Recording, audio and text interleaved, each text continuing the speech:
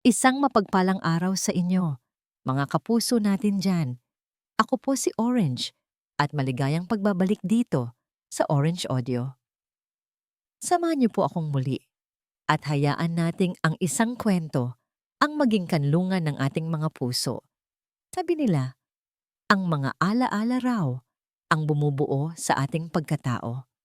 Pero paano kung isang araw, magising kang ninakaw sa'yo ang lahat ng ito? Paano mo hahanapin ang daan pabalik kung hindi mo nakilala kahit ang sarili mong puso? Richard, it's been 1 year.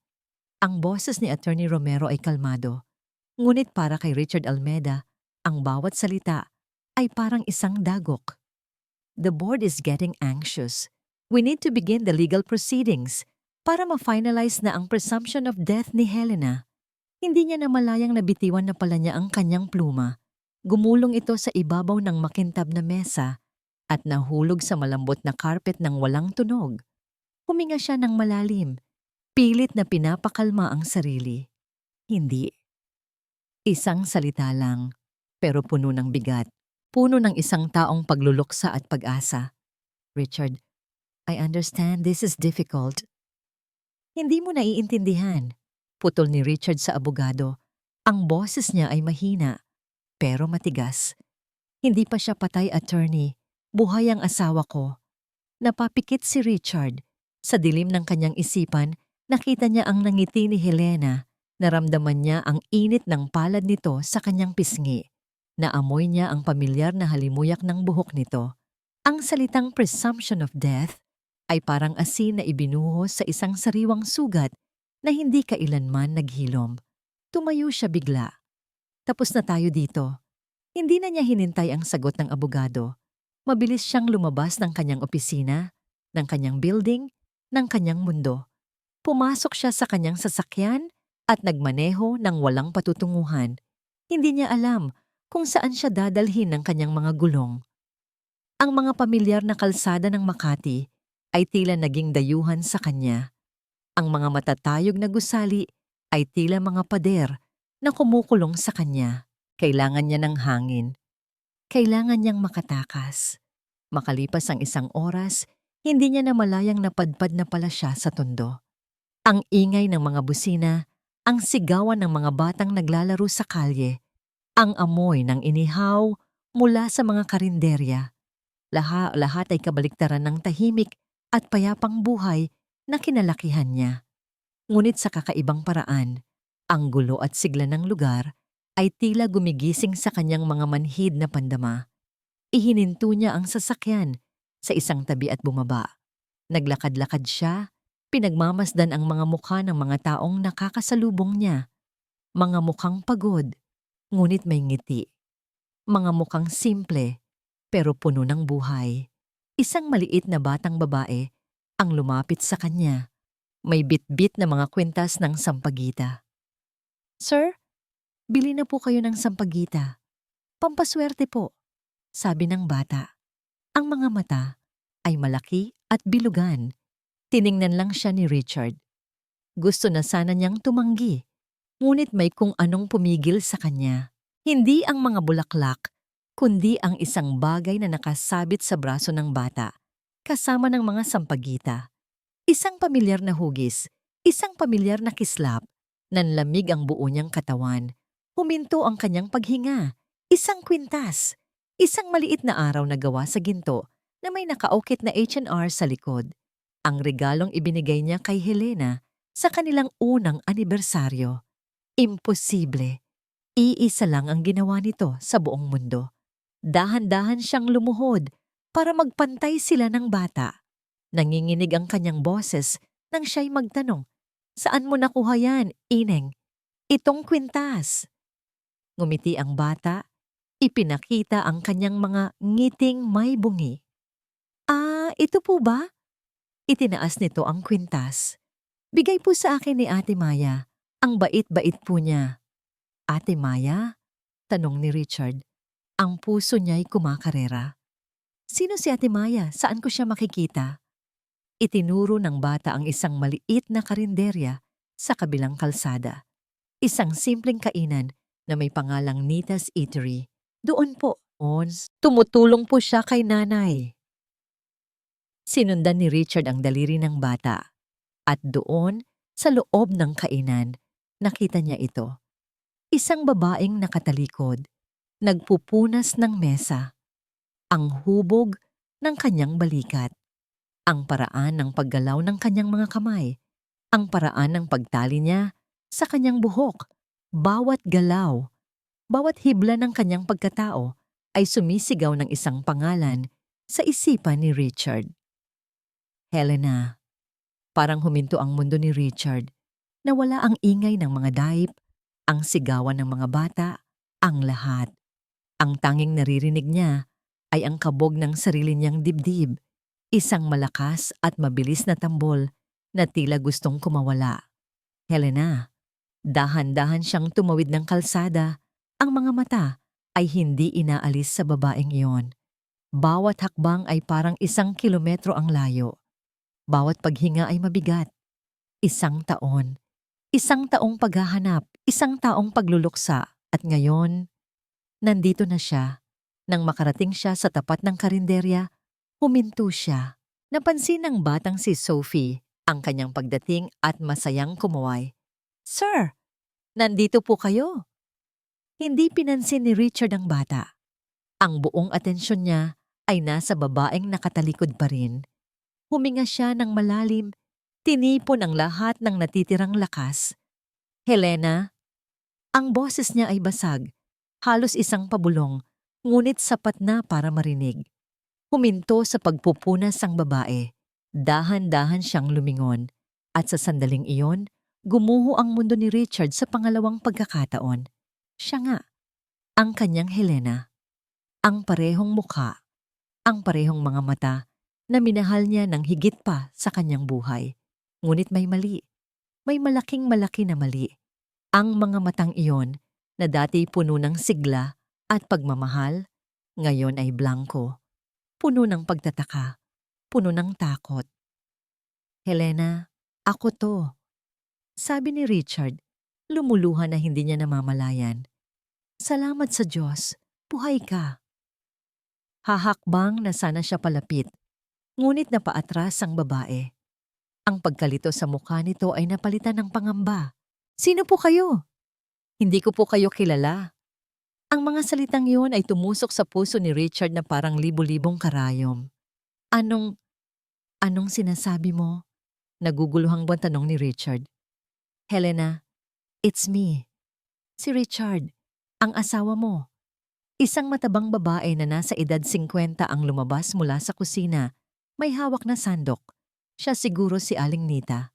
Maya anak, may problema ba? Nanay Nita, sabi ng babaeng tinawag na Maya. Ang boses ay nanginginig.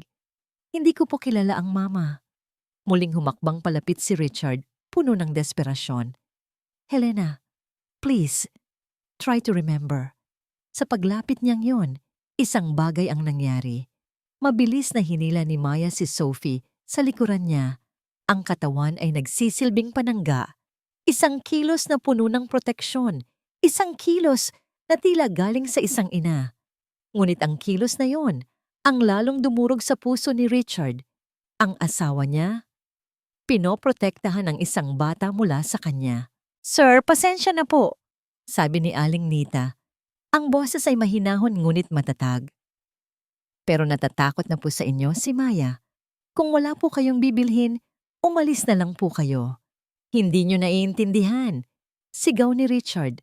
Ang kontrol niya sa sarili ay unti-unti nang nawawala. Asawa ko siya. Ang pangalan niya ay Helena, hindi Maya. Lalong natakot si Helena sa sigaw niya. Mas lalo siyang nagtago sa likod ni Aling Nita. Umalis na po kayo, sir. Pakiusap ni Aling Nita. Ngayon ay may halong pagbabanta na. Kundi tatawag na po ako ng barangay. Tiningnan ni Richard ang mga mata ng asawa niya. Nakita niya ang takot, ang kawalan ng pagkilala, ang pagtingin sa kanya na para bang isa siyang halimaw. Natalo siya. Walang salitang lumabas sa bibig niya. Dahan-dahan siyang umatras, ang bawat hakbang paatras ay parang isang matinding kabiguan.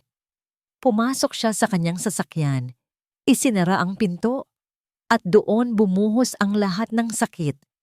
Napahampas siya sa manibela, isang malakas na hampas na puno ng isang taong sakit at bigong pag-asa. Buhay nga si Helena. Pero ang Helena na minahal niya, ang Helena na nakakakilala sa kanya, ay wala na. Nanginig ang kanyang mga kamay habang hawak ang manibela. At sa gitna ng kanyang pagdurusa, tumunog ang kanyang telepono. Nag-flash ang pangalan sa screen, Hector Reyes. Sinagot niya ito. Ang boses ay pagod at walang buhay. Hello. Richard, my friend. Ang boses ni Hector sa kabilang linya ay puno ng pekeng pag-aalala. I heard from Romero. Kamusta ka? I'm so sorry kung ano man ang pinagdadaanan mo ngayon. Just checking in, my friend. Natahimik si Richard. Andito lang ako. Patuloy ni Hector. Ang boses ay malambing ngunit may nakatagong lamig. Para matapos na ang paghihirap mo. Ibinaba ni Hector ang telepono at ang pekeng ng ngiti sa kanyang mga labi ay agad na naglaho. Humarap siya sa bintana ng kanyang marangyang opisina sa Makati. Tanaw ang mga gusaling sumisimbolo sa kapangyarihang inaasam niya. Isang lalaking nakatayo sa sulok ang nagsalita. Boss, anong sabi? Nahanap na niya, sagot ni Hector. Ang boses ay malamig at puno ng pagkasuklam. Nasa tondo ang babae. Isang ugat ang umumbok sa kanyang sentido. Hindi ito maaari. Isang taon kong hinintay na sumuko ang lalaking iyon. At ngayong malapit na, saka pa siya magkakaroon ng pag-asa. Humarap siya sa kanyang tauhan. Ang mga mata ay nag-aapoy. Gusto kong bantayan ninyo ang lugar na yon, ang karinderya. Bawat galaw ni Richard Almeda, gusto kong malaman. Huwag kayong magpapakita. Huwag kayong gagawa ng gulo. Intindihin nyo. Kailangan kong pirmahan niya ang mga papeles na yon. Kailangan nating ma-finalize na patay na si Helena. Understood? Yes, boss. Mabilis na sagot ng tauhan. Good. Now get out. Nang makalabas ang tauhan, dinampot ni Hector ang isang naka-frame na litrato sa kanyang mesa.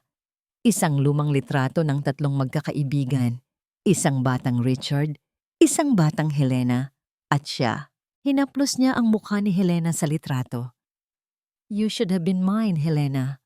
Bulong niya sa hangin. You were always meant to be mine. Samantala, nakauwi na si Richard sa kanyang bahay. Isang bahay na malaki, pero walang buhay. Bawat sulok ay nagpapaalala sa kanya kay Helena. Ang piano sa sala na hindi na natutugtog. Ang mga libro sa estante na hindi na nabubuksan. Ang hardin na nagsisimula ng malanta. Umupo siya sa dilim. Iniisip ang nangyari kanina. Ang takot sa mga mata ni Helena. Ang paraan ng pagtatago nito sa likod ng ibang tao. Nagkamali ako? Inamin niya sa sarili. Masyado ko siyang binigla. Para sa kanya, isa lang akong estranghero. Isang nakakatakot na estranghero. Hindi niya ito masisisi. Kung ano man ang nangyari sa kanya, malinaw na binura nito ang lahat. Pero hindi siya susuko. Ngayong alam na niyang buhay ito, hindi na siya titigil. Kailangan niya lang baguhin ang kanyang paraan. Hindi siya pwedeng maging si Richard Almeda, ang asawa. Hindi pa sa ngayon. Isang plano ang nabuo sa kanyang isipan. Isang plano na nangangailangan ng pasensya na hindi niya alam kung meron siya. Pero kailangan niyang subukan. Para kay Helena. Kung kailangan kong magpanggap na estranghero para lang mapalapit sa kanya, gagawin ko. Kinabukasan sa Nita's Eatery, abala ang lahat. Si Aling Nita ay matiyagang tinuturuan si Maya kung paano maghiwa ng mga gulay para sa kanilang paninda. Medyo hindi pa sanay ang mga kamay ni Maya sa kutsilyo. Hindi tulad ng dati na sanay siyang humawak ng pluma o mag-ayos ng mga bulaklak. Ngunit may kakaibang kapayapaan sa simpleng gawain na iyon. Ang bawat hiwa ng sibuyas, ang bawat tadtad ng bawang, ay nagbibigay sa kanya ng pakiramdam na mayroon siyang silbi, na mayroon siyang lugar sa mundong ito kahit hindi niya maalala kung saan siya nanggaling. Ayan, ganyan nga anak, nakangiting sabi ni Aling Nita. Malapit mo nang makuha. Ngumiti si Maya. Isang maliit at alanganing kamangiti, pero totoo. Sa gitna ng kanilang paghahanda, isang pamilyar na itim na kotse ang pumarada sa tapat. Bumukas ang pinto at bumaba ang lalaking nagpunta kahapon. Agad na nanigas si Maya. Si Aling Nita naman ay napahawak sa balikat niya. Handang protektahan siya. Ngunit sa pagkakataong ito, iba ang ikinilos ng lalaki. Hindi siya sumigaw. Hindi siya lumapit ng bigla. Pumasok lang siya sa karinderya na parang isang ordinaryong customer na upo sa isang bakanteng mesa sa sulok at kinuha ang menu. Nagkatinginan si Aling Nita at si Maya, parehong naguguluhan. Tumayo si Maya, nanginginig ng bahagya at lumapit sa mesa ng lalaki. Ano? Ano pong order nila? Tumingala si Richard. Tinitigan niya ang mukha ng kanyang asawa. Pilit na itinatago ang lahat ng emosyon sa kanyang mga mata. Isang order ng adobo at isang basong tubig. Sige po, sabi ni Maya at mabilis na tumalikod. Pagkalipas ng ilang minuto, inilapag niya ang pagkain sa mesa. Hindi sinasadyang nagsagi ang kanilang mga kamay. Umiwas agad si Maya ng tingin. Nag-angat ng tingin si Richard. Nagtama ang kanilang mga mata. Sa pagkakataong ito, walang salitang namutawi sa bibig ni Richard. Tumango lang siya ng bahagya. Isang tango ng pasasalamat. Lumipas ang mga araw at ang lalaking dati kinatatakutan ni Maya ay naging pamilyar na tanawin sa karinderya. Araw-araw, dumarating si Richard sa parehong oras, umuupo sa parehong mesa sa sulok at umu-order ng iba't ibang pagkain. Hindi siya nagtatanong, hindi siya nangungulit. Nagbabasa lang siya ng dyaryo o tahimik na nagmamasid. Naging kaibigan niya si Sophie. Dinadalhan niya ito ng mga librong pambata at tinuturuan kung paano baybayin ang mga mahihirap na salita. Nakuha niya ang respeto ni Aling Nita. Magalang siya. Laging nagbabayad ng tama at minsan ay nag-iiwan pa ng sobrang tip para sa kanila. At si Maya, unti-unti, ang takot na nararamdaman niya ay napalitan ng isang alanganing pagtataka. Nagkakaroon sila ng mga maiikling palitan ng salita. Salamat sa pagkain. Walang anuman po. Masarap ang sinigang niyo ngayon. Salamat po. Mga simpleng salita. Mga tinging umiiwas. Ngunit para kay Richard, ang bawat salamat mula kay Helena ay parang isang musika sa kanyang pandinig. Isang hapon, habang abala ang lahat, isang magaspang na lalaki ang pumasok sa kainan. Umupo ito ng padabog at sumigaw ng order. Mula sa sulok, pinagmasdan ni Richard ang bawat galaw nito. May mali. Nang magbabayad na ang lalaki, nagkaroon ng gulo. Kulang tong sukli mo, Ale! Sigaw ng lalaki kay Aling Nita. Nako sir, eksakto po yan. Mahinahong sabi ni Aling Nita. Anong eksakto? Mandaraya ka pala eh. Sa puntong yon, tumayo si Richard. Dahan-dahan siyang lumapit sa counter. Ang presensya niya ay kalmado, ngunit may bigat. May problema ba dito? Tiningnan siya ng lalaki mula ulo hanggang paa. Sino ka ba? Huwag kang makialam dito. Hindi natinag si Richard. Ako ang customer na nakakita kung paano mo itinago ang 10 piso sa ilalim ng plato mo bago ka magreklamo. Nanlaki ang mata ng lalaki. Nahuli siya. At kung hindi ka aalis ngayon din, dagdag ni Richard, ang boses ay mababa, pero may awtoridad. Tatawagan ko ang kaibigan kong si Kapitan Reyes ng barangay para siya na ang magbilang ng pera mo. Hindi na nakapagsalita ang lalaki. Mabilis niyang dinampot ang kanyang mga gamit at nagmamadaling umalis, nag-iiwan ng isang buntong hininga ng ginhawa sa loob ng karinderya. Salamat, iho, sabi ni Aling Nita, puno ng pasasalamat. Tiningnan niya si Richard sa ibang paraan. Hindi ito isang ordinaryong customer lang, Ngumiti lang si Richard. Bumalik siya sa kanyang mesa. Ngunit bago siya makaupo, isang malakas na kalabog ang narinig nila. Si Sophie, sa kanyang paglalaro, ay aksidenteng natabig ang isang pitsel ng tubig na may yelo. Kumalat ang tubig at yelo sa sahig. "Nako, Sophie!" saway ni Aling Nita. "Sorry po, nanay." Agad na yumuko si Maya para pulutin ang mga piraso ng yelo. Kasabay niya, yumuko rin si Richard para tumulong. "Ako na," sabay nilang sabi. Sa kanilang pagpulot, hindi sinasadyang nagdikit ang kanilang mga kamay. Isang kuryente. Isang pamilyar na init ang gumapang sa braso ni Maya, dumiretso sa kanyang dibdib. Isang pakiramdam na matagal nang nawala. Isang pakiramdam na hindi niya maalala, ngunit alam ng kanyang katawan. Mabilis niyang binawi ang kanyang kamay. Ang puso niya'y biglang tumibok ng mabilis. Nag-angat siya ng tingin kay Richard na nakatingin sa kanya. Ang mga mata ay puno ng isang emosyon na hindi niya mabasa. Isang halo ng sakit at pananabik. Hindi na siya nakapagsalita. Mabilis siyang tumayo at nagtungo sa kusina. Iniwan si Richard na nakaluhod pa rin. Hawak ang isang piraso ng yelo na unti-unting natutunaw sa kanyang palad. Nang gabing iyon, hindi mapakali si Maya. Nakaupo siya sa gilid ng kanyang kama, paulit-ulit na hinihimas ang kanyang kamay. Ang kamay na dumampi sa kamay ng estranghero. Bakit ganoon? Bakit parang tama? Isang pamilyar na pakiramdam na hindi niya maipaliwanag. At kasabay ng pagkalitong yon, isang matalas na sakit ang biglang kumirot sa kanyang sentido. Napahawak siya sa kanyang ulo. Ang mga mata ay mariing nakapikit. Isang linggo pagkatapos ng insidente sa karinderya, ang buong barangay ay naging mas makulay at mas maingay. Oras na para sa taon ng piyesta. Ang mga kalsada ay napuno ng mga banderitas. Ang hangin ay puno ng amoy ng barbecue at malagkit na kakanin. At ang masasayang tugtugin ay nanggagaling sa bawat sulok. "Halika na, Ate Maya!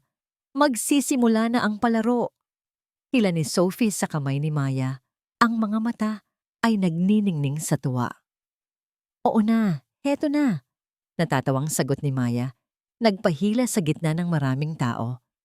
Mula sa kanyang mesa sa karinderya, pinapanood sila ni Richard. Nginitian siya ni Aling Nita na abala sa pagbebenta ng pansit.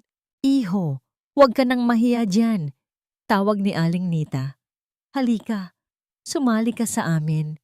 Piyesta ng lahat ito." Tumayo si Richard at lumapit. Isang maliit na ngiti ang sumilay sa kanyang labi. Sa gitna ng kasiyahan, nakita niya si Maya na nakapiring at sinusubukang basagin ng isang palayok. Ang mga tao sa paligid ay sumisigaw ng mga direksyon. "Kaliwa! Kaliwa pa kung! Diretso lang! Ayan na!" Sa isang malakas na hampas, nabasag ang palayok at nagsilaglagan ang mga candy at barya. Naghiyawan ang mga bata. Tinanggal ni Maya ang piring sa kanyang mga mata at isang malakas, walang halong tawa ang kumawala sa kanya. Isang tawang matagal nang hindi naririnig ni Richard. Sa sandaling iyon, para kay Richard, siya lang ang nakikita niya. Hindi si Maya, ang simpleng katulong sa karinderya. Nakita niya si Helena, ang kanyang Helena, na tumatawa na parang walang problema sa mundo. Ito ang unang pagkakataon sa loob ng isang taon na nakita niya muli ang totoong ngiti ng kanyang asawa. At para sa ilang segundo, sapat na yon. Habang nagpapatuloy ang kasiyahan, isang banda ang nagsimulang tumugtog sa entablado.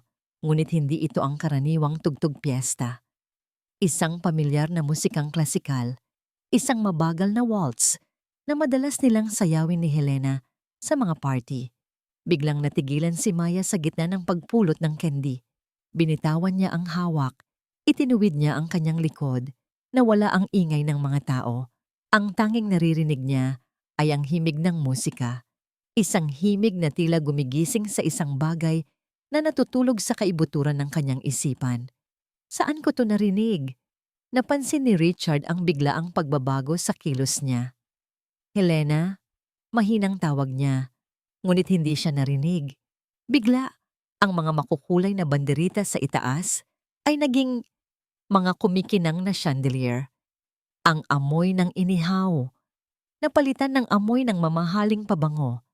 Ang suot niyang simpleng bestida, naramdaman niyang naging isang mabigat at magarang gown. At sa gitna ng lahat, isang imahe ang biglang lumitaw sa kanyang isipan. Isang malawak na ballroom, maraming taong nagsasayawan. At isang mukha, ang mukha ng lalaki sa karinderya. Ngunit iba, mas bata, nakangiti, nakasuot ng itim na tuksido, inilahad ang kamay sa kanya, inaayang sumayaw. Richard, isang pangalan ang lumabas sa kanyang bibig na hindi niya alam kung saan nanggaling. Ang sakit sa kanyang ulo ay bumalik, ngunit ngayon ay 100 beses na mas matindi. Parang pinupukpok ang kanyang bungo. Ang mga imahe at tunog ay nagkahalo-halo. Ang tawa sa piyesta, ang musika ng waltz, ang kislap ng chandelier, ang mukha ni Richard. Ah! Isang maikling sigaw ng sakit ang kumawala sa kanya. Napahawak siya sa kanyang ulo. Nanghina ang kanyang mga tuhod. Nagdilim ang kanyang paningin. Mabilis na kumilos si Richard. Sinalo niya ito bago pa man ito bumagsak sa lupa. Nawalan siya ng malay. Sa mga bisig ng lalaking dahilan ng lahat ng kanyang pagkalito, tulungan niyo ako. Sigaw ni Richard. Ang boses ay puno ng panik. Habang buhat-buhat ang walang malay na si Maya, mabilis na lumapit si Aling Nita at si Sophie. Ang mga mukha ay puno ng pag-aalala. Nawala na ang masayang himig ng piyesta, napalitan ito ng tensyon.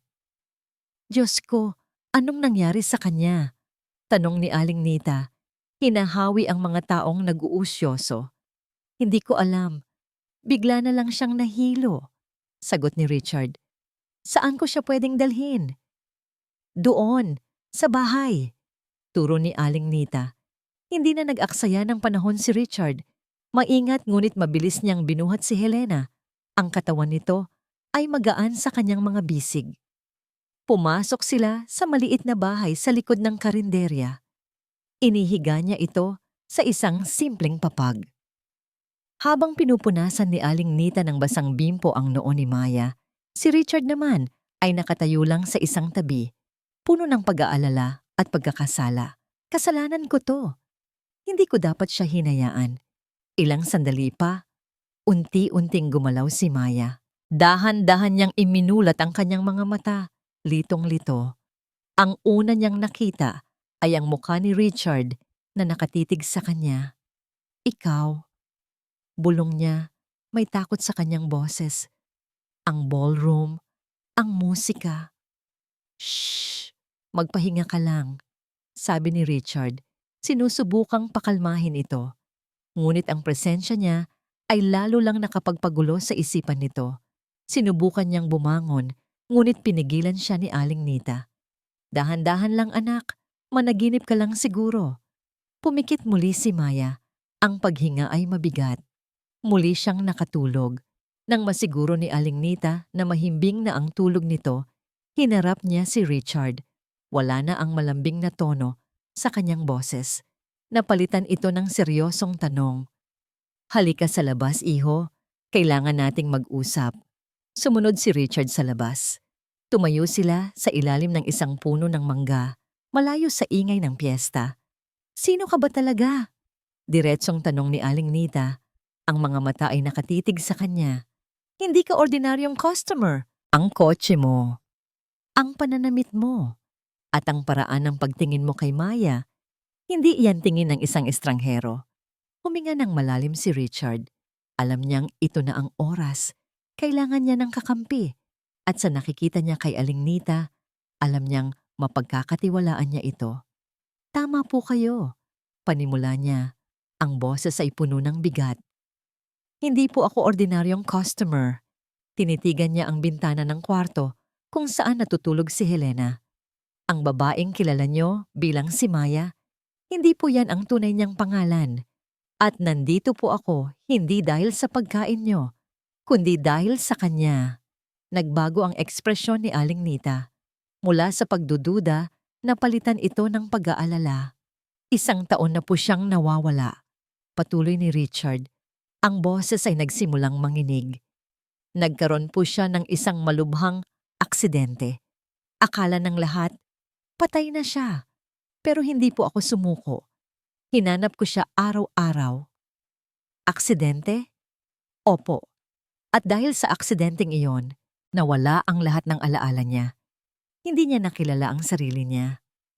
At hindi niya na rin ako kilala. Sa wakas, tumingin si Richard ng diretso sa mga mata ni Aling Nita. Puno ng sakit, puno ng pagmamahal. Hindi ko alam kung sino ka talaga, iho. Sabi ni Aling Nita, ang boses ay lumambot na. Pero nakikita ko sa mga mata mo kung paano mo siya tingnan. Ganyan din ang tingin sa akin ng yumaong asawa ko. Isang luha ang pumatak mula sa mata ni Richard. Naniniwala po ba kayo sa akin? Tumango si Aling Nita. May panganib ba sa kanya? Yan ba ang dahilan kung bakit ka nag-iingat? Opo. Mabilis na sagot ni Richard. Naniniwala akong hindi basta-basta ang aksidenteng nangyari at hanggat hindi niya naaalala ang lahat, nasa panganib pa rin siya. Kaya po ako nagpanggap na customer. Ayaw ko po siyang biglain. Ayaw ko siyang matakot. Ano ang maitutulong ko? Hayaan niyo lang po akong magpatuloy sa ginagawa ko. Hayaan niyo po akong mapalapit sa kanya. Sa paraang hindi siya masasaktan. Hayaan niyo po akong tulungan siyang maalala ang lahat. Muling tumango si Aling Nita. Ngayon ay may kasama ng determinasyon. Makakaasa ka, iho. Gumaan ang pakiramdam ni Richard. Ngayon, may kakampi na siya. Pabalik na sana sila sa loob nang biglang bumukas ng bahagya ang pinto. Gising na pala si Maya. Nakatayo siya sa likod ng pinto. Nakikinig. Hindi niya narinig ang lahat, ngunit sapat na ang kanyang narinig para lalong maguluhan. Narinig niya ang huling sinabi ni Richard kay Aling Nita. Isang pangungusap na malinaw at buo. Isang pangungusap na yumanig sa kanyang buong pagkatao. Siya po si Helena, ang asawa ko. Sa loob ng marangyang opisina ni Hector, isang baso ng mamahaling alak ang sumalpok sa pader at nabasag. Ano? Ang nanlilisik na sigaw ni Hector sa kanyang tauhan. Sinalo niya? Anong ibig mong sabihin na sinalo niya? Bobos. Nahimatay po yung babae sa piyesta. Nanginginig na ulat ng tauhan. Si Richard Almeida po ang sumalo sa kanya. Dinala niya sa loob ng bahay. Naglakad-lakad si Hector na parang isang leon sa loob ng kulungan. Imposible. Paanong nangyari to? 1 taon na ang nakalipas. Alam niyang nauubos na ang kanyang oras. Ang mga abogado ay naghihintay. Ang board of directors ay nagtatanong. Kung hindi niya mapipirmahan ang mga papeles sa lalong madaling panahon, ang lahat ng pinaghirapan niyang plano ay magiging abo. At ang paglapit ni Richard kay Helena, ang pinakamalaking panganib sa lahat. Hindi na sapat ang pagmamanman sa labas. Bulong ni Hector sa sarili. Kailangan ko ng mata sa loob. Kailangan ko ng taong makapagsasabi sa akin ng bawat plano ni Richard. Isang pangalan ang pumasok sa kanyang isipan. Isang pangalan mula sa nakaraan. Isang taong may malaking utang na loob sa kanyang pamilya. Mang June, sabi niya. Isang mapanlinlang na ngiti ang sumilay sa kanyang mga labi. Si Mang June ay matagal ng driver ng pamilya Almeida. Sa kanyang maliit ngunit malinis na bahay, isa sa mga pinakaiingatan niyang ari-arian ay isang lumang litrato. Isang litrato ni Sir Ricardo, ang yumaong ama ni Richard, kasama ang isang batang Richard at isang masayang-masayang Helena noong araw ng kanilang kasal. Para kay Mang June, ang mga Almeida ay hindi lang kanyang mga amo. Sila ay pamilya, kaya't ng isang gabi ay may kumatok sa kanyang pinto at bumungad sa kanya si Hector Reyes, ang anak ng dating business partner ng mga Almeida. Agad siyang kinabahan. Sir Hector, anong ginagawa niyo dito? Nagtatakang tanong ni Mang June. Pumasok si Hector na parang pag-aari niya ang lugar. Kamusta na, Mang June? Matagal na tayong hindi nagkita. Naupo si Hector nang hindi inaanyayahan. Naalala mo pa ba noong nagkasakit ang yumaong asawa mo? Noong kailangan niyo ng malaking pera para sa operasyon niya? Nanigas si Mang June. Paano niya makakalimutan iyon? Ang ama ko ang tumulong sa inyo. Hindi ba? Patuloy ni Hector. Ang boses ay malambing ngunit may diin. Kung hindi dahil sa kanya, marahil ay hindi na nagtagal pa ang misis mo. Habang buhay ko pong tatanawin na utang na loob yon, Sir Hector. Mabuti, sabi ni Hector. Ang nangiti ay lumapad. Dahil ngayon na ang panahon para bayaran mo ang utang na yon. Nanlamig ang buong katawan ni Mang June. Anong ibig niyong sabihin? Simple lang, Mang June, sabi ni Hector. Inilapit ang kanyang mukha. Wala akong ipapagawa sa iyong masama. Gusto ko lang malaman. Ano ang mga plano ni Richard? Saan siya nagpupunta? Sino ang mga kinakausap niya? Pero Sir Hector, pamilya ko na po ang mga Almeda. Si Sir Richard. Ang pamilya Almeda ba ang nagligtas sa asawa mo? Putol ni Hector. Ang boses ay biglang tumigas. O ang pamilya Reyes? Isipin mo, Mang June. Isang utang na dapat bayaran. O baka naman gusto mong malaman ng lahat ang tungkol sa ibang mga sikreto mo? Hindi na nakapagsalita si Mang June. Nakulong siya. Ang bigat ng utang na loob at ang takot sa banta ni Hector ay parang mga tanikalang pumulupot sa kanyang leeg. Umalis si Hector. Iniwan si Mang June na tulala at nanginginig. Napatingin siyang muli sa litrato sa dingding. Sa masayang mukha ni na Richard at Helena, pinagtaksilan niya sila sa kanyang isipan pa lang. Hindi niya ito kayang gawin. Pero ano ang pagpipilian niya? Kinuha niya ang kanyang lumang telepono. Nanginginig ang mga daliri habang pinipindot ang numero ni Richard. Kailangan niyang subukan. Kailangan niyang balaan ang kanyang amo. Nang sagutin ni Richard ang tawag, halos hindi makapagsalita si Mang June. Sir Richard, sabi niya. Ang boses ay garalgal at puno ng kaba. Kailangan po nating mag-usap, agad-agad. Nagkita si Richard at si Mang June sa isang tahimik na parking lot sa ilalim ng isang tulay. Ang tensyon sa hangin ay halos nahihipo. Sir Richard, pasensya na po, bungad agad ni Mang June, hindi makatingin ng diretso. Ikinuwento niya ang lahat. Ang pagdating ni Hector, ang panunumbat sa utang na loob, ang banta. Habang nagsasalita si Mang June, ang mukha ni Richard ay nanatiling kalmado, ngunit ang kanyang mga kamay ay nakakuyom ng mahigpit sa manibela. Ang hinala niya noon, ngayon ay kumpirmado na, si Hector, ang taong tinuring niyang kapatid. Anong pinapagawa niya sa'yo? Tanong ni Richard. Ang boses ay mababa at kontrolado. Gusto niya pong malaman ang bawat galaw niyo. Gusto niya kayong bantayan. Sir, gusto niyang ituloy niyo ang pagdedeklara na napatay na si Ma'am Helena. Tumango si Richard. Lahat ay nagkakatugma. Huwag kang mag-alala, Mang June. Naiintindihan ko. Hindi mo ito kasalanan. Pero sir, gawin mo ang sinabi niya, sabi ni Richard na ikinagulat ni Mang June. Sabihin mo sa kanya ang mga bagay na hindi mahalaga. Na nagpunta ako sa opisina, na kumain ako mag-isa, maging mata at tenga ko, Mang June, at ako na ang bahala sa kanya. Samantala, sa karinderya, gulong-gulo ang isipan ni Helena. Helena, ang asawa ko. Ang mga salitang yon ay paulit-ulit na tumatakbo sa kanyang utak. Siya, may asawa, lumapit sa kanya si Aling Nita, may dalang isang basong tubig. Anak, ayos ka lang ba? Umiling si Maya. Nanay Nita, yung narinig ko po, totoo po ba yon? Umupo si Aling Nita sa tabi niya. Hinawakan niya ang kamay nito. Anak, hindi kita pipilitin na maniwala sa isang bagay na hindi mo maalala. Pero ang lalaking iyon, si Richard, nakikita ko ang katotohanan sa kanyang mga mata.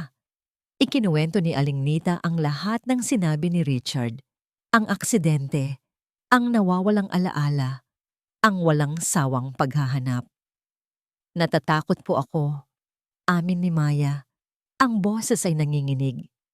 Paano kung, paano kung hindi ako ang taong hinahanap niya? Sakto namang pumasok si Richard. May dala siyang isang malaking, leather-bound na photo album. Huminto ang pag-uusap. Tumingin ang tatlo sa isa't isa. Dahan-dahang lumapit si Richard at maingat na inilapag ang album sa mesa sa harap ni Helena. Hindi siya nagsalita. Hinayaan niyang ang mga larawan ang magkwento. Nag-aalangan man, dahan-dahang binuklat ni Helena ang album. Ang unang pahina, isang batang babae na nakasuot ng toga, nakangiti ng malapad, katabi ang isang binatang si Richard. Ang sumunod, sila sa isang beach, basang-basa at nagtatawanan. Sunod-sunod na mga larawan ng isang buhay na hindi niya maalala. Isang buhay na puno ng saya, paglalakbay at pagmamahal. Ang bawat larawan ay parang isang piraso ng puzzle na hindi niya alam kung saan ilalagay. At pagkatapos, ang huling pahina, isang larawan ng kasal. Ang babae sa larawan ay nakasuot ng puting bestida. Ang mukha ay nagniningning sa kaligayahan. Ang lalaki sa tabi niya, ang lalaking nakatayo ngayon sa kanyang harapan, ay nakatingin sa kanya na para bang siya ang buong mundo nito. Hinaplos ni Helena ang larawan gamit ang kanyang nanginginig na daliri.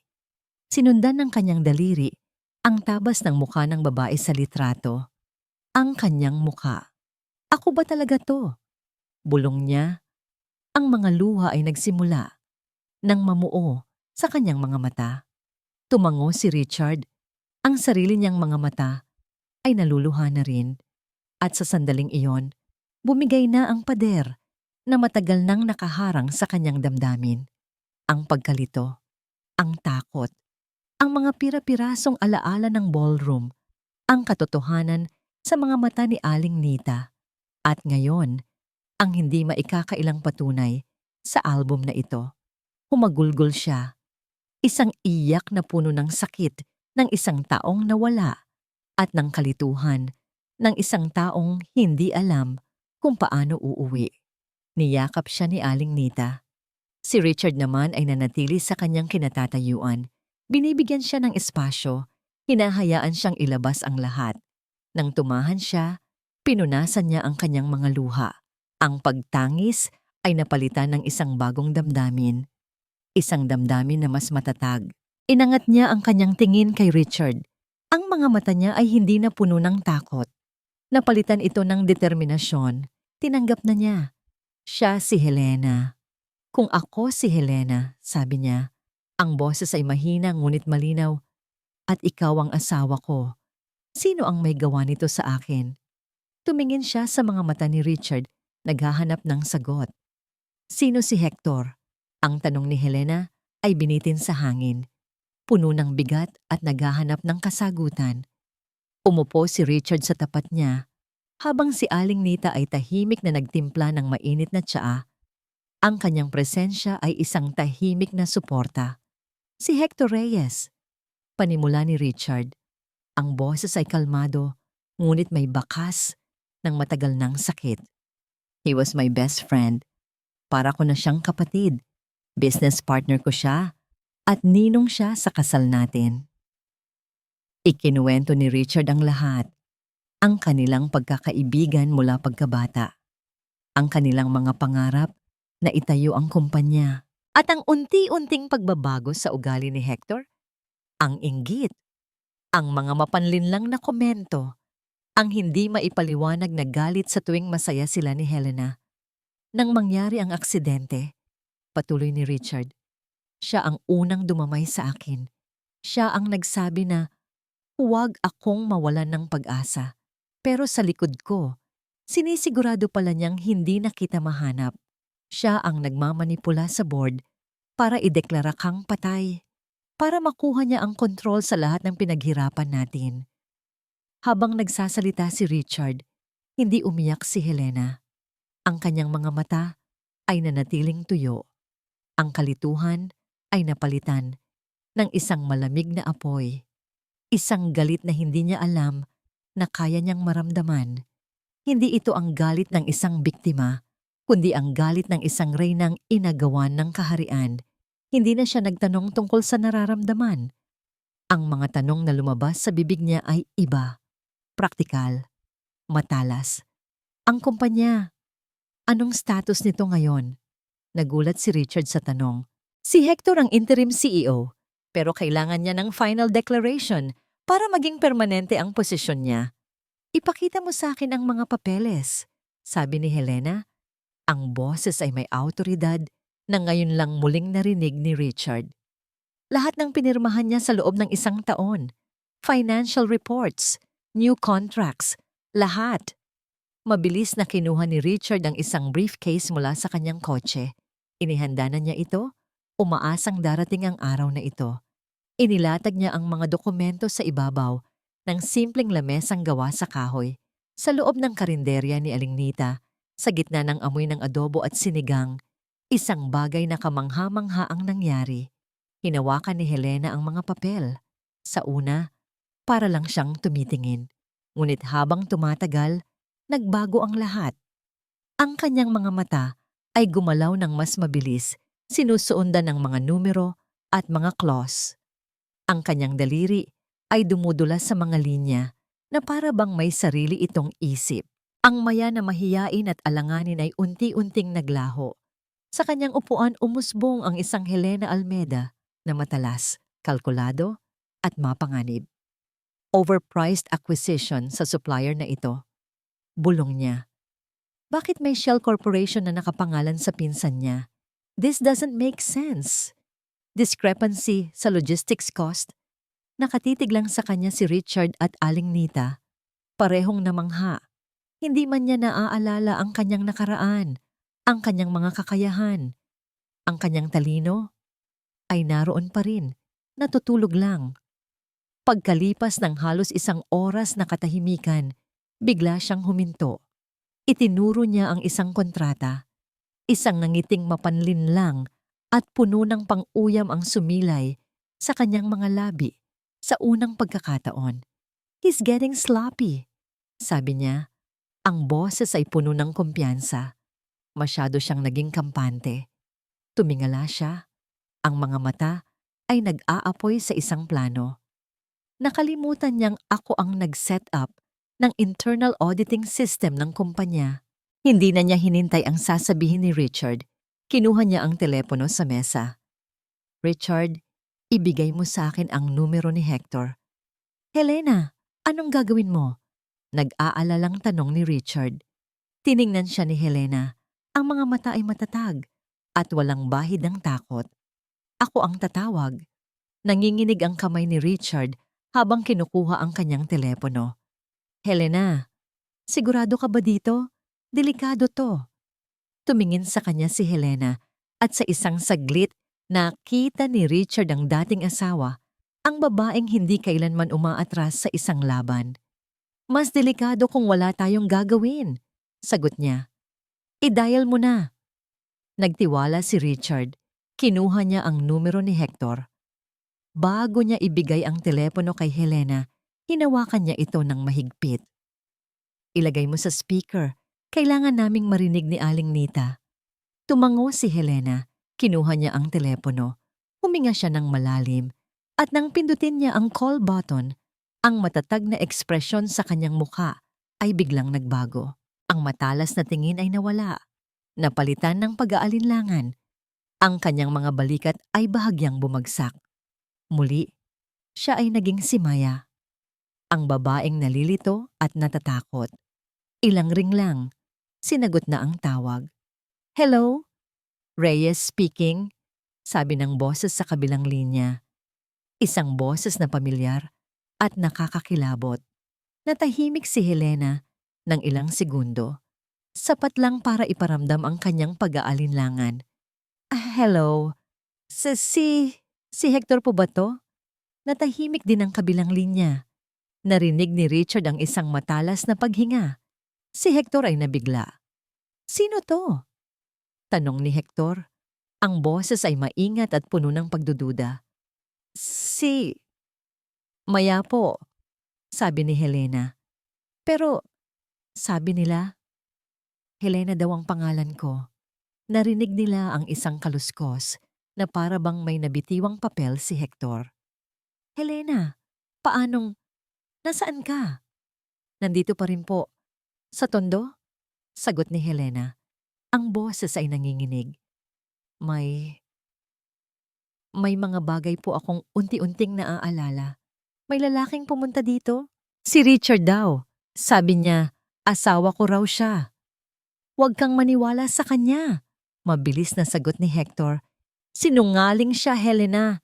Gusto ka lang niyang saktan. Hindi ko na po alam, sabi ni Helena. Ang boses ay parang iiyak na. Naguguluhan na po ako. Ayoko na po ng gulo. Sa gitna ng usapan, napatingin si Helena kay Sophie na mahimbing na natutulog sa isang papag sa sulok. Ang tingin niya ay sandaling tumigas.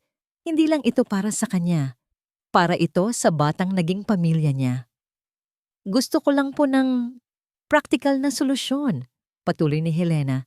Ginamit ang isang salitang alam niyang maiintindihan ni Hector. Ayoko pong bumalik sa kanya. Ayoko na sa dati kong buhay. Gusto ko lang po ng tahimik na buhay. Malayo dito. Natahimik si Hector. Pinoproseso niya ang lahat. Isang babaeng may amnesia na ayaw bumalik sa asawa nito. Isang babaeng pagod na. Isang babaeng madaling kontrolin. Ito na ang pagkakataon niya. Anong gusto mong mangyari, Helena? Tanong ni Hector. Ang boses ay bumalik sa pagiging malambing at mapagkunwari. Pera. Diretsong sagot ni Helena na para bang nahihiya.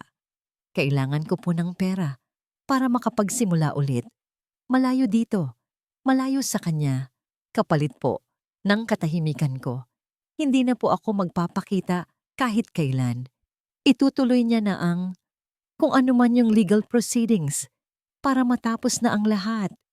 Isang mahinang tawa ang narinig nila mula kay Hector. Isang tawa ng tagumpay.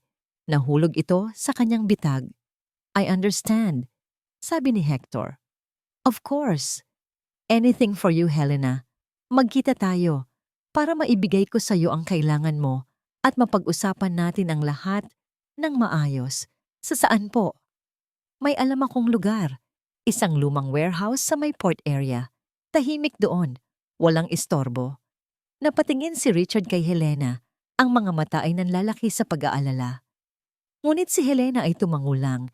Isang senyales na magpatuloy. Sige po. Kailan? Bukas ng gabi, sabi ni Hector. Ako lang. At ikaw lang.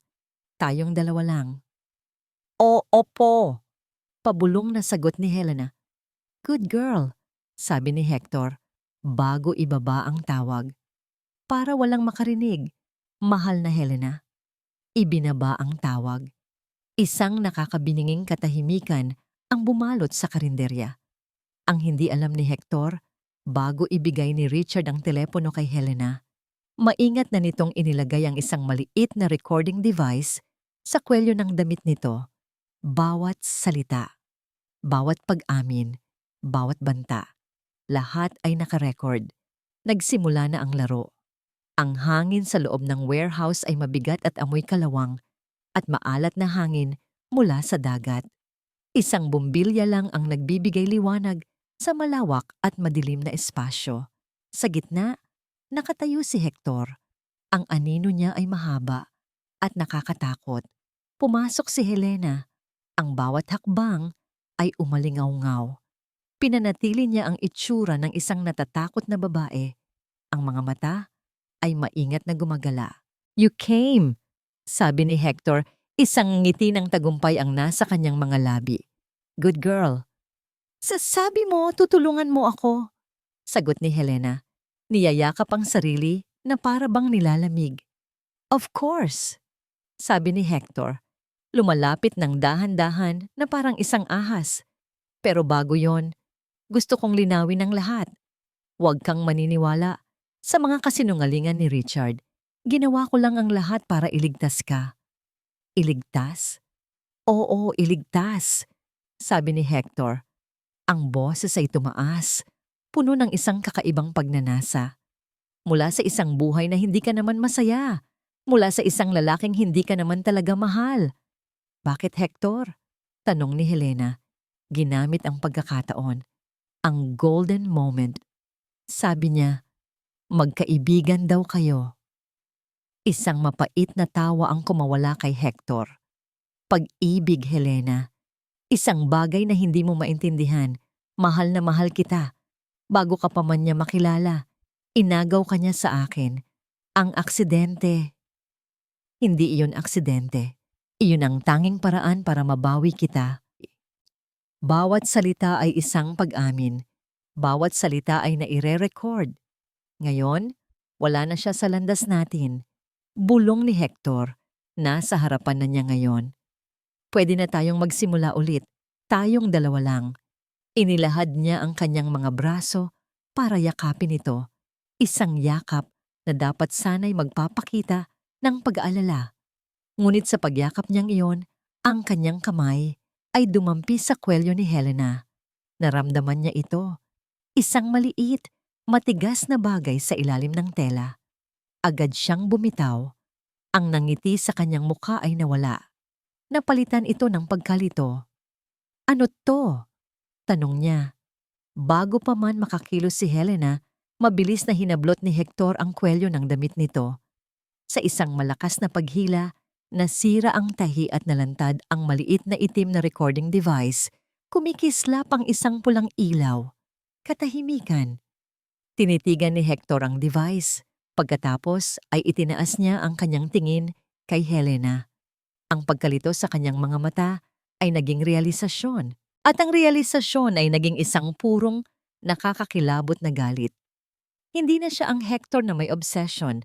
Naging isa siyang halimaw. Magaling. Bulong niya. Ang boses ay nakakatakot sa sobrang kalmado. Napakagaling. Tinaas niya ang device sa tapat ng kanyang bibig. Hello, Richard. Nakikinig ka ba? Pagkatapos ay dahan-dahan niyang ibinagsak ang device at tinapakan ito. Isang malutong na tunog ng nabasag na plastic at metal. Hindi niya sinaktan si Helena. Mas masahol pa roon ang ginawa niya. Ngumiti siya. Isang nangiting walang buhay. Akala mo tapos na, sabi niya. Umalis ka. Bilisan mo. Balikan mo ang pamilya mo. Dahil ngayon pa lang tayo nagsisimula. Hindi na nag-isip si Helena. Tumakbo siya. Tumakbo siya papalabas ng warehouse, papalayo sa dilim, papalayo sa halimaw. Ang tanging naririnig niya sa kanyang likuran ay ang mahinang tawa ni Hector. Isang tawang magmamarka sa kanyang mga bangungot. Nang makarating siya sa kotse kung saan naghihintay si Richard, humahagulgol na siya. Nakuha ba natin? Tanong ni Richard. Niyayakap siya. Oo, pero nalaman niya. Nalaman niya, Richard. Huminahon ka. Ligtas ka na. Uuwi na tayo. Sabi ni Richard, pinaharurot ang sasakyan. Ang pakiramdam ng tagumpay ay panandalian lang. Pagdating nila sa karinderya, ang pinto ay bukas. Madilim sa loob. Isang anyo ang nakaupo sa isang silya, umiiyak. Si Aling Nita. Nanay Nita, anong nangyari? Sigaw ni Helena. Inangat ni Aling Nita ang kanyang muka, puno ng luha. Si Sophie! Kinuha siya. May pumasok dito. Kinuha niya si Sophie. Napansin ni Helena ang isang piraso ng papel sa lamesa. Kinuha niya ito. Nanginginig ang kanyang mga kamay habang binabasa ang nakasulat. Isang maikli, malinaw, at brutal na mensahe. Ninakaw niyo ang pamilyang dapat ay sa akin. Ngayon, ako naman. Ang katahimikan sa loob ng karinderya ay mas mabigat pa sa anumang sigaw. Si Aling Nita ay humahagulgol sa isang sulok habang si Helena naman ay tulala. Hawak ang papel na iniwan ni Hector. Ang bawat salita ay parang lason na kumakalat sa kanyang sistema. Si Richard naman ay agad na tumawag sa kanyang kontak sa pulisya. Ang boses ay kalmado, ngunit nag-aapoy sa galit. Kailangan nating mahanap ang warehouse na yon. Ngayon din. Ilang minuto lang, tumunog ang telepono ni Helena. Isang unknown number. Alam na niya kung sino iyon. Nanginginig niyang sinagot. Inilagay sa speaker mode. Nahanap mo na ba ang regalo ko? Bungad ng malamig na boses ni Hector. Sa background, narinig nila ang mahinang iyak ni Sophie. Hector, pakawalan mo ang bata. Wala siyang kasalanan dito. Sigaw ni Helena. Ang luha ay tuluyan ng bumuhos. Wala? Tumawa si Hector. Siya ang pamilya mo ngayon, hindi ba? Kung gusto mong mabawi ang pamilya mo, ibibigay mo sa akin ang dapat na sa akin. Anong gusto mo? Lahat ng original na dokumento. Ang stock certificates, ang land titles, lahat ng nagpapatunay na may karapatan ka pa sa yaman ng mga Almeda. Dadalhin mo dito, ikaw lang mag-isa, at pipirmahan mo ang isang waiver, tinatanggal ang lahat ng karapatan mo. Maliwanag? Saan? Tanong ni Richard, sumingit sa usapan. Andyan ka pala, Richard. Sabi ni Hector, huwag kang mag-alala. Ite-text ko sa inyo ang bagong lokasyon. 1 oras. Helena, mag-isa ka lang. Isang maling galaw. At hindi mo na makikita ang anak-anakan mo. Ibinaba ang tawag. Agad na kumilos si Richard. Habang inihahanda niya ang mga dokumentong hinihingi ni Hector, patuloy siyang nakikipag-ugnayan sa pulisyaha. He is desperate. Magiging padalus-dalos siya. Kailangan nating maging mas maingat. Sa loob ng 1 oras na yon, parang 1,000 taon ang lumipas para kay Helena. Ang takot at pagkakasala ay nag-aagawan sa kanyang dibdib. Ngunit sa ilalim ng lahat ng iyon, isang bagong damdamin ang nagsimulang umusbong. Galit. Isang dalisay na galit. Dumating ang text. Isang abandonadong construction site sa labas ng syudad. Dinala ni Helena ang briefcase na puno ng mga dokumento. Bago siya bumaba ng kotse, hinawakan ni Richard ang kanyang kamay. Mag-iingat ka. Papalapit na sila. Just buy us some time. Tumango si Helena. Pumasok siya sa construction site ng mag-isa. Doon, sa gitna ng mga hindi patapos na pader at nakausling mga bakal, nakatayo si Hector. Hawak niya sa isang kamay si Sophie na hindi tumitigil sa pag-iyak. Ang kabilang kamay niya, may hawak na baril. Good. Mabuti't sumunod ka, sabi ni Hector. Nandito na ang mga papeles, sabi ni Helena, inilapag ang briefcase. Pakawalan mo na siya. Mamaya na, pirmahan mo muna ito. Inihagis niya ang isang dokumento sa paanan ni Helena. Yumuko si Helena para kunin ito. At sa pagyukong iyon, isang bagay ang nangyari. Ang amoy ng semento at alikabok. Ang malamig na simoy ng hangin. Ang imahe ni Sophie na umiiyak. Walang kalaban-laban. At ang baril sa kamay ni Hector. Bigla, isang napakalinaw na imahe ang sumabog sa kanyang isipan. Hindi na malabo, hindi na pira-piraso. Buong-buo, isang madilim at maulang gabi. Ang sasakyan niya ay tumatakbo sa isang highway. Isang malakas na busina mula sa likod. Isang itim na SUV ang humaharurot, sinusubukang i-overtake siya. Ang mukha ng driver sa kabilang sasakyan? Si Hector. Ngumingisi na parang demonyo. Ang pagbangga. Ang tunog ng nabasag na salamin at nayuping metal. Ang pag-ikot ng sasakyan. Ang matinding sakit sa kanyang ulo. At bago siya mawalan ng malay, ang huling nakita niya ay si Hector na bumababa mula sa SUV papalapit sa kanya. Ikaw, bulong ni Helena. Itinuwid ang kanyang likod. Anong sinasabi mo?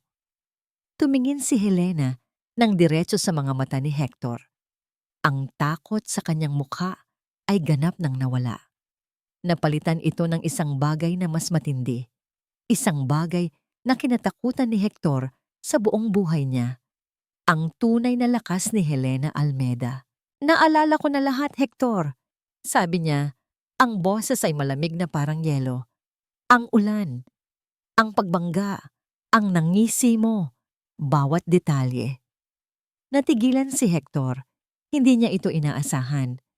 Ang pagbabalik ng alaala ni Helena ang nag-iisang bagay na hindi niya napaghandaan. Sa gitna ng pagkabigla ni Hector, gumawa si Helena ng isang bagay na hindi inaasahan ng lahat. Hindi siya sumigaw, hindi siya umiyak. Dahan-dahan siyang naglakad, papalapit kay Hector. "Anong ginagawa mo? Huwag kang lalapit!" Sigaw ni Hector, itinutok ang baril kay Helena. Ngunit hindi siya huminto. Patuloy siyang naglakad. Ang mga mata ay nakatitig sa kanya na para bang ang baril ay isang laruan lamang. "Alam mo kung ano ang nakakatawa, Hector?" sabi ni Helena habang papalapit. "Sa buong buhay mo, akala mo pag-aari ko ang kinaiinggitan mo. Ang pera, ang posisyon. Pero hindi mo naintindihan, hindi iyon ang nagpapasaya sa amin ni Richard. Tumahimik ka." "Ang lakas namin ay wala sa mga papel na yan," sabi ni Helena, isang hakbang na lang ang layo. "Nasa pagmamahal namin. Isang bagay na hinding-hindi mo makukuha, kahit patayin mo pa kaming lahat." Ang mga salita niya ay tumama kay Hector na parang bala. Nagsimulang manginig ang kamay niyang may hawak na baril. Iyon ang pagkakataong hinihintay nila. Ang mga salita ni Helena ay tumama kay Hector nang mas malakas pa sa isang sampal. Sa isang saglit, ang lalaking may hawak na baril ay naging isang batang inagawan niyang laruan. Ang kanyang pagiging kontrolado ay gumuho at ang natira ay purong desperasyon. "Hindi, hindi totoo yan!" Sigaw niya. Ang boses ay basag. Iyon na ang sandaling hinihintay ni Richard. Mula sa anino ng isang haligi, mabilis siyang lumabas.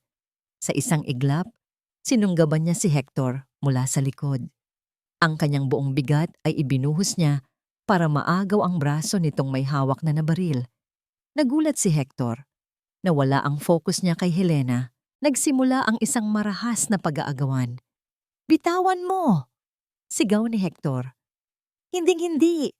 sagot ni Richard.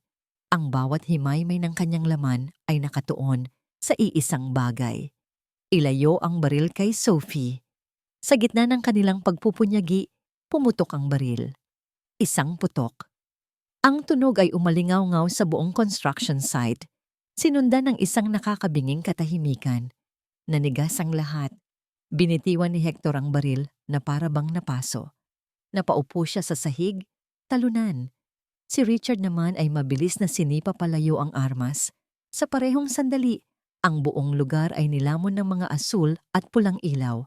Ang tunog ng mga sirena ay biglang dumagundong. Dumating na ang mga pulis, mabilis at organisado, pinalibutan ng buong lugar. Ngunit wala na roon ang atensyon ni Helena.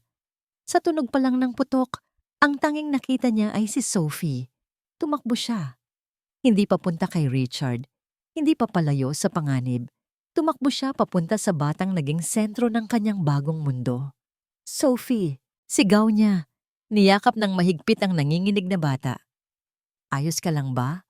May masakit ba sa'yo?" "Anak, sumagot ka." Sinuri niya ang bawat parte ng katawan ng bata.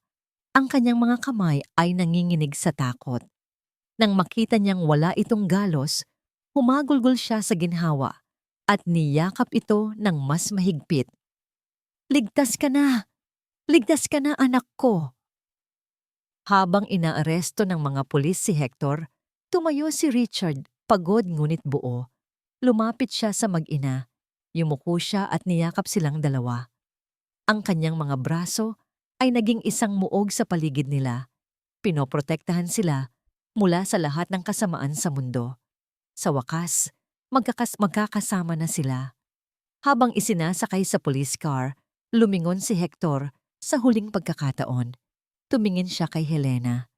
Ang mga mata niya ay hindi na puno ng galit o obsession. Wala na. Blanko ito. Puno ng kabiguan. Puno ng hiya.